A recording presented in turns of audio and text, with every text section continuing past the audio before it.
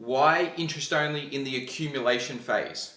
So when it comes to building a portfolio, I always say that you should be looking at interest only in the beginning while you're accumulating assets. Now, this is the reason why. Let's say that you want to go out there and buy 4 properties. Now, what a lot of people do is they go buy the one property and then they go principal and interest and start paying this property down. What that does though is it drains them of their cash flow. We don't want to be draining our cash flows. So what we're going to do is have interest only loans. So if I have an interest only loan for this, and all of a sudden now it's not going to cost me anything to hold this property, or maybe it's even giving me some money in my pocket each week, and then I can then go out there and buy another property and another property and another property. Now all of a sudden I have 4 properties not costing me anything. Let's say that they're giving me a little bit of money each week. I can now redirect all that money back into the offset accounts, and I can now build up my emergency fund. So what I'm doing essentially is getting the cash flow from these properties, putting it into the offset account where I control the money, right? So when we're accumulating properties, what we need to understand is the interest only is because we're accumulating, we're wanting to buy more. So why we are doing interest only is because we want to build our emergency fund up. We want to direct all this money into the offset account.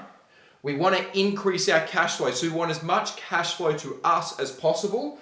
And we want to make sure that we're not locking away money. So if I go pay this property down, I'm only going to need that money back anyway to go buy that second property, third property, fourth property. So when people focus on paying down this property, they pay it down, let's say $50,000, but because they want to accumulate assets, they're going to have to go ask for that equity back so that they can do it again. So why not redirect it into the offset account, make sure that we're doing this in a streamlined way so that we're not cash flow negative and that we're putting it in the offset account. We're still paying our mortgages down, but just via offset account. But because we're interest only, what we're doing is maximizing our cash flow because we don't want to pay that property down. We want to be able to continue to build the property portfolio. And that brings us to number 4, which is control. We get to control where the money goes. We get to control what we do with that money in the offset account.